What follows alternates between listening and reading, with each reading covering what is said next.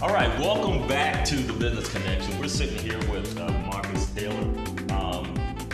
We got kind of another connection that's going on. I grew up with Marcus's dad back in Annandale, back in the old neighborhood. So it's actually pretty awesome to be able to sit down with someone that you have a connection with that's actually trying to do something really remarkable in the business world. So when we left, we were talking about the emergency numbers that you can set up on this app. If I'm taking a trip to Europe or something, how is that going to work? Okay, so I know I told you we have 5 emergency contacts, and the local authorities will get your GPS location as well. But when you're out of town or when you're, skipping states or whatever, it's your responsibility to look up the local authorities number and implement it inside your emergency contact. Okay, so if I go to London, or if I go to let me change that up. If I go to Tahiti, right. We heard about a lot of stuff that happens in the islands too, right? So if I go to Tahiti, first thing I want to do is I want to get the local authorities' contact information and plug that emergency contact into the emergency contact section. Into the emergency contact section. All right, cool. So, working with law enforcement, have you had any conversations with law enforcement, first responders, that type of thing, or is that something that's in the process? I have a couple of people that are I would call associates that I've talked to about that, and they let me know different things as far as the capabilities with something like this. And they've all assured me that, it's possible, and we can definitely make it happen. So I look forward to working with all different authorities in the future because, like I said, the main goal is for us to come together and save lives. So at the end of the day, as long as we have the same goal, we're on the same page, I feel like this is something that everybody in the world can benefit from. So this was, I know we see a lot of commercials out, especially for elderly. Right. People, like Life Alert and stuff. Life Alert, where they have to hit the button. And so is that similar how it's going to operate? Or I mean, that's similar to a lot of the different emergency applications that are out there right now. But I feel like where TMS and IDIS has the advantages with the voice specificity, you know what I mean? Like that's no one else has that. Because I had a grandma that was real bad diabetic, and if she fell down, she wasn't even able to hardly move her limbs. So I feel like with something like this, where you can just say a code word and people get alerted, is a lot more convenient and it's a lot better. Because in all actuality, if someone walks up behind me and puts a gun to my head, I don't have time to open up an emergency app and press a button. Okay. I have just enough time to say a word, and you know what I mean, for them to get alerted. So, I feel like that's where we have a step above all the competition. Okay. So, if someone was looking to invest, that right there is a dead giveaway to me. You know what I mean? Because when you compare to all the other emergency apps out there, no one compares to ours.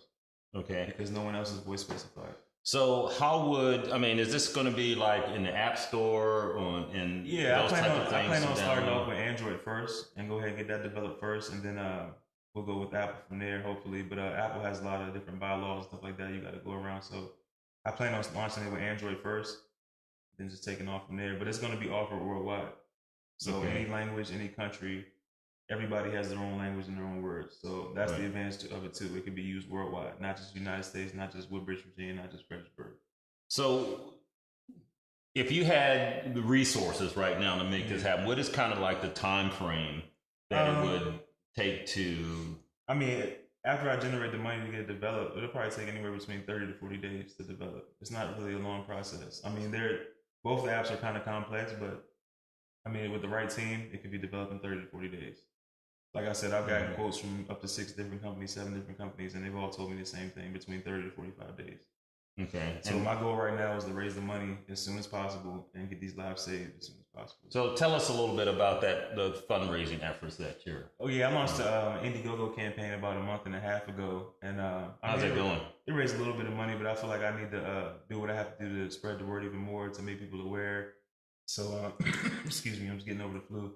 But just to make more people aware, and I plan on shooting another commercial, because I already have one on YouTube. I'll tell you about that a little bit later, but I plan on shooting a second commercial showing the app being used, so that way people can see what they're going to be investing into or contributing to.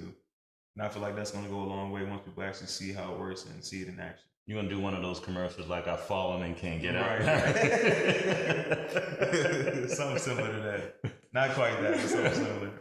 Okay. So you know, a lot of apps that you know we see on these Google Play and those types of applications, they're usually like, you know, fairly inexpensive to do. Right. Is that kind of what you're looking at, price point, or is there going to be a subscription with it, or how do you see that working out? You mean as far as like the payments? Right, Like it's gonna be a monthly payment, and I plan on doing it separated by features. So, for example, if you just want the camera to record during an emergency, I'll probably charge you $3.99, and if you want the camera and the microphone, it'll be $5.99 a month. Okay. So that's how I would do that. So I would give the user the option to either have the camera or just the microphone or both.